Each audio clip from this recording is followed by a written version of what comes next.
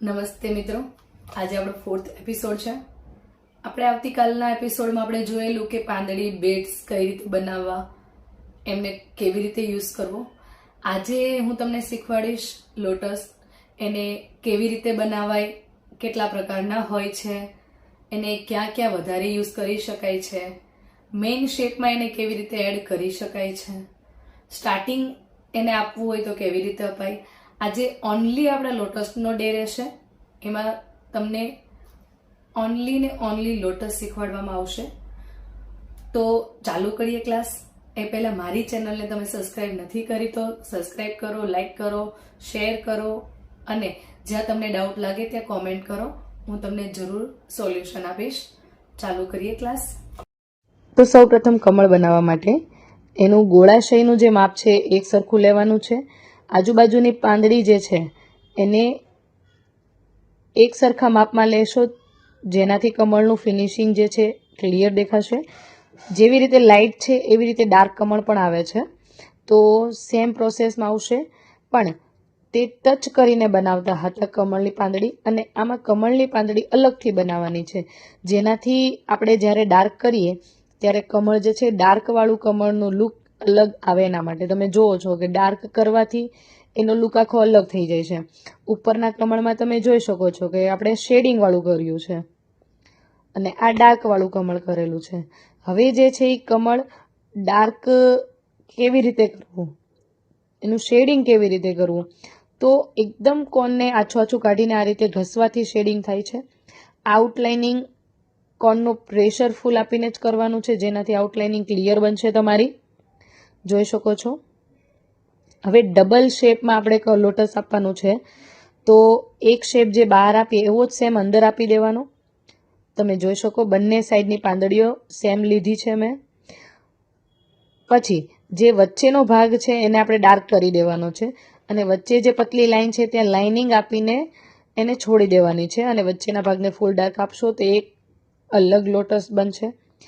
આ સ્ટાર્ટિંગમાં મુકાય છે આ લોટસ, વધારે પડતું વચમાં કશે યુઝ થતું નથી. આ છે પેલું ઉપર ડાર્કવાળું બનાવ્યું એ છે, એ બધા આપણે સ્ટાર્ટિંગમાં યુઝ થાય છે.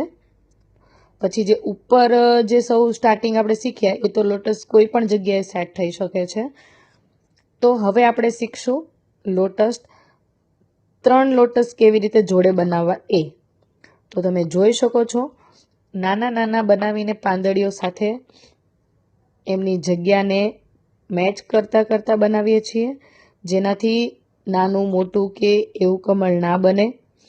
પછી એની આજુબાજુમાં આપણે શું કરશું, ડાળી છે, પાંદડા છે, એને કવર કરવા માટે આપણે એ બધું કરી શકાય સર્કલ આપીને. પણ જ્યારે પણ તમે ડાર્ક કરવાના હોવ, ફિલ કરવાના હોવ, ત્યારે સૌથી પહેલાં તો બોર્ડર આપી દો કમળને, જેનાથી કમળનો શેપ વિખાય નહીં. પછી એમને વચ્ચેનું શેડિંગ આપીને કવર અપ કરો. પછી આઉટલાઇનિંગ પૂરી આપ્યા પછી જ ફિલ કરવાનું છે. કોઈ પણ જગ્યાએ તમે કરો, અને ફિલ આ રીતે નથી કરવાનું, ઘસીને નથી કરવાનું. કમ્પલસરી કોનને ઉપર રાખીને જ ફિલ કરવાનું છે. તેનું પોષણ જે છે પ્રોપર આપવાનું છે, જેનાથી ડાર્કવાળો શેડ બહુ ખૂબ સરસ દેખાશે. તમે જોઈ શકો છો આમાં જે આપણે ડાર્ક કર્યું એ અને ઉપર કરેલું બહુ ફરક છે. હવે ઝીણા ઝીણા લોટસ હોય છે, તમે ઘણી વખત જોયા છે, તો એ તમે ડાયરેક્ટ પણ બનાવી શકો છો.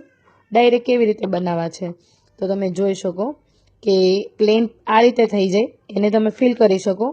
અને ડાયરેક્ટ કરવા હોય તો આ રીતે પતલા પતલા શેપ આપી દેવાના, તો એ ડાયરેક્ટ બની જશે લોટસ. તમને ખ્યાલ હોય તો આંકડાની અંદર પણ લોટસ આવે છે. મેં કાલે તમને બતાવેલું, કીધેલું પણ ખરી કે ફ્લાવરની જગ્યાએ તમે લોટસ યુઝ કરી શકો છો. તો આજે મેં એ બી તમને કરીને બતાવ્યું, જેનાથી તમે આ એક મિસ ના કરી જાઓ. જોઈ શકો છો.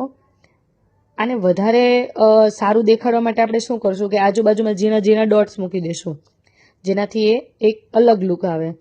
હવે સ્ટાર્ટિંગમાં આપણે બનાવવું હોય, હાથની સ્ટાર્ટિંગમાં, તો એ સ્ટાર્ટિંગમાં આપણે શું મુકાય, કમળ જે બેલ્ટ આવે, કમળવાળો બેલ્ટ એ મૂકવાનો તો કેવી રીતે મુકાય. તો તમે જોઈ શકો છો કે મેં આજુબાજુમાં કમળ બનાવ્યા છે. પછી સર્કલને આપીને એને આઉટલાઇનિંગ કરી અને અંદર ફિલ કરી દઈશ, એટલે કે ડાર્ક કરી દઈશ. પણ પછી જે મેં કાલે તમને બીટ્સ શીખવાડેલા એ બીટ્સનો યુઝ હું આમાં કરીશ, કે ઉપરના ભાગમાં હું શું કરીશ, એને બીટ્સ આપીશ. એ પહેલાં ફિલ કરી દઈએ તાકી એ જલ્દીથી સુકાઈ જાય. પછી આપણે ઉપર બીટ્સ આપશું. જોઈ લો, ડાળી આપી દીધી સૌ પ્રથમ તાકી માપ આમ તેમ ના થાય. પછી એને આ રીતે બીટ્સ આપી દીધા. થોડુંક સુંદર દેખાડવા માટે આપણે ડોટ્સ શીખ્યા. કાલે શીખેલા એ ડોટ્સ કરશું. સ્ટારવાળા ડોટ્સ પણ કરી શકાય. ચારે બાજુ સ્ટાર આપી દેવાનું. જોઈ શકો તમે, સ્ટાર્ટિંગમાં બેલ્ટ મૂકવાથી મહેંદીનો બહુ સરસ લુક આવે છે. આવતીકાલે મેં તમને મેઇન શેપ બતાવેલું, તો આજે એ મેઇન શેપમાં કેવી રીતે ડિઝાઇન બેસાડવી એ તમે જોઈ લો. કાલે મેં ડિઝાઇન નહોતી કરી એનું કારણ છે કે આપણે લોટસ શીખવાના બાકી હતા. આજે પૂરા થયા. તો આ રીતના તમે શું કરી શકો છો કે ડાર્કવાળો પાર્ટ બનાવી અને તમે લાઇટ પણ કરી શકો છો, યા આખામાં તમે ડાર્કવાળો પાર્ટ પણ બનાવી શકો છો. પછી એને ફિલ પણ કરી શકો છો આખું. પણ મેં એક પાર્ટ ડાર્ક અને એક પાર્ટ લાઇટ રાખ્યો છે, કેમ કે ડાર્કવાળો એક પાર્ટ તો મેં તમને લોટસ 3 લોટસવાળું બતાવી જ દીધું હતું. આ એક હજુ બતાવું. આવી રીતે તમે લાઇટ ને ડાર્ક કરો તો વચ્ચે તમારે કમ્પલસરી એક ડાર્ક લાઇનિંગ આપવાની રહેશે. એ જ શેપમાં આપવાની છે જે શેપમાં તમારી ડિઝાઇન છે. એવું નથી કે સીધી લાઇનિંગ આપી દેવાની છે. પછી આઉટલાઇન કરી દો, બહારની સાઈડની બોર્ડર આપી દો. પછી જે લોટસને એવું આપ્યું છે એને આપણે ફિલ કરી દઈએ, એટલે એમનો ગેટઅપ બહુ જ ફાઇન આવશે. તમે જોઈ શકો છો. ફિલ કરતી વખતે ખાસ ધ્યાન રાખજો કે તમારી જે લોટસની ડિઝાઇન છે એની અંદર ના જાય, એનું આપણે ધ્યાન રાખવાનું છે. હવે કમળ એક જ પ્રકારના દોરવા જરૂરી નથી, એને ઉલટા પણ ક્યારેક દોરવાની વારી આવે છે ને ક્યારેક સીધા પણ દોરવા પડે છે.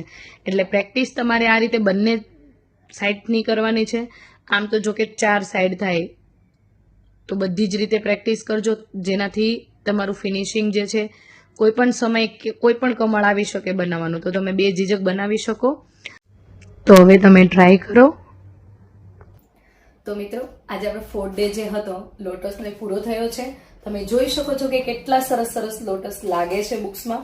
લાઇટ ડાર્ક, ડાર્ક ઉપર બેટ્સ વાળો, ફૂલ ડાર્ક, લાઇટ ડાર્ક, આંકડાવાળો લોટસ, ઊંધું, ચીતું, કોઈ પણ રીતે મહેંદીમાં કઈ રીતે યુઝ થાય છે એ પણ મેં તમને કીધું છે.